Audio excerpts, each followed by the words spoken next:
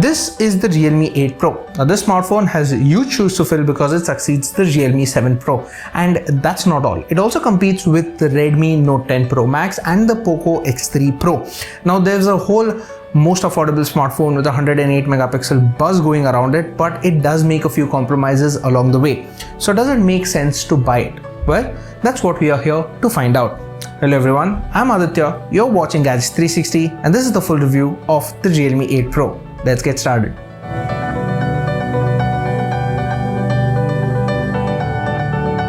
Before we get to the review, let's set the tone with the pricing.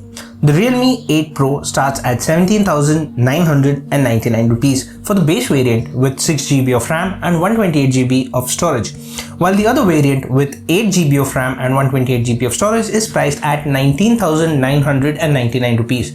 This makes it cheaper than the Realme 7 Pro. Now with that out of the way, let's talk about the design.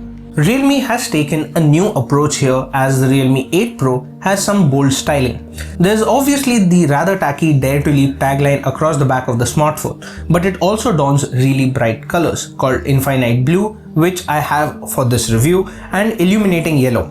If you do prefer something subtle, the Infinite Black option is the one for you. The camera system has also received a cosmetic upgrade. It has a quad camera setup at the back that protrudes in a two-step design, much like the Redmi Note 10 Pro Max. The first step houses the flash while the second has 4 individual camera lenses. Despite all the busy design elements, I found the Realme 8 Pro to be relatively slim and easy to hold. Coming to the front, it pretty much resembles its predecessor, the Realme 7 Pro. You have a 6.4-inch Super AMOLED display with a hole punch front camera in the top left corner. You also get an in-display fingerprint scanner.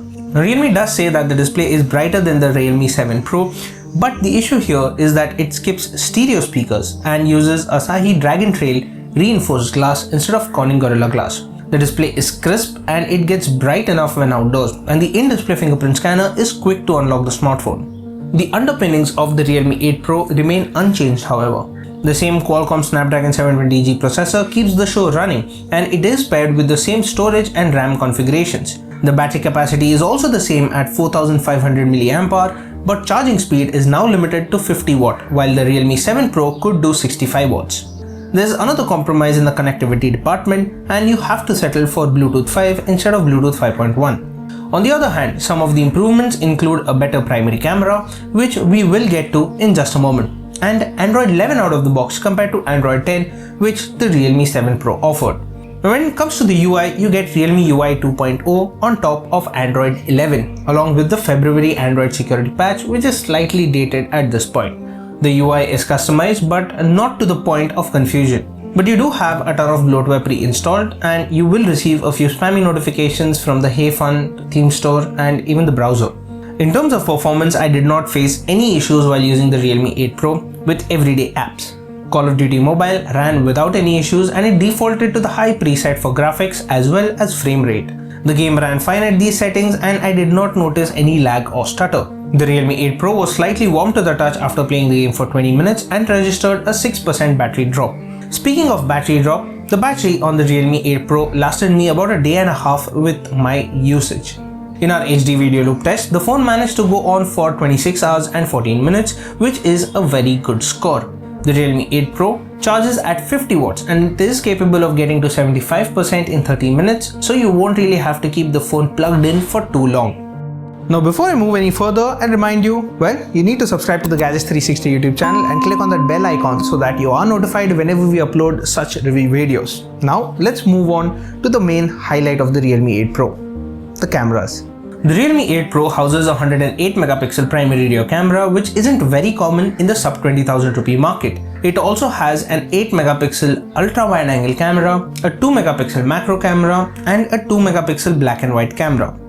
Daylight shots taken with the Realme 8 Pro were decent. Objects at a distance were recognizable but were not as sharp as I would have liked.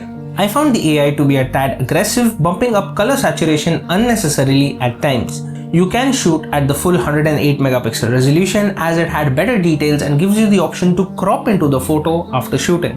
Close-ups were good and the phone does manage a soft depth effect around the subject. However, I noticed that the Realme 8 Pro failed to capture detail very well while shooting bright red flowers. The portrait shots were better, with good edge detection between the subject and the background. The phone also lets you set the level of blur before taking the shot. The ultra-wide-angle camera produced softer images which lack detail, so it's best to use it for landscape shots. The macro camera is limited in terms of resolution, but it does help delivering a sharp, usable shot at close range. Low-light shots taken in the default mode looked good, but details weren't as sharp on zooming in. The night mode takes about 5 seconds to take a shot and produce sharper images with better details. Selfies taken with the Realme 8 Pro were crisp and the phone managed to capture sharp shots in most lighting conditions. It does offer the option to take portrait selfies as well. These photos had good edge detection and it could detect faces even with masks on. Video recording tops out at 4K for the primary camera, but it lacks stabilization at this resolution. Footage shot at 1080p isn't stabilized by default and you need to enable ultra steady mode manually. There is an ultra steady max mode as well, which shoots footage using the ultra wide angle camera for better stability. The process seems unnecessarily complicated with an extra step for stabilization. Video quality was average overall. To put it bluntly, the Realme 8 series is not a significant upgrade over the Realme 7 series. It's not very different from its predecessor, and strangely, the list of feature omissions is a lot longer than the list of additions on the Realme 8 Pro. Yes, the phone is priced lower than the Realme 7 Pro, but I still don't think it provides the same kind of value for money. The Realme 7 Pro would be a better pick than the Realme 8 Pro for most people because you get faster charging, stereo speakers and better camera performance. Plus, you can save some money when the Realme 7 Pro goes on sale.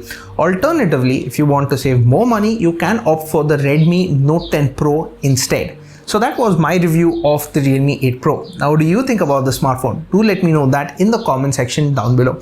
If you found this video helpful, well, hit that like button and share it with your friends. And for all things tech, stay tuned to Gadgets360.com.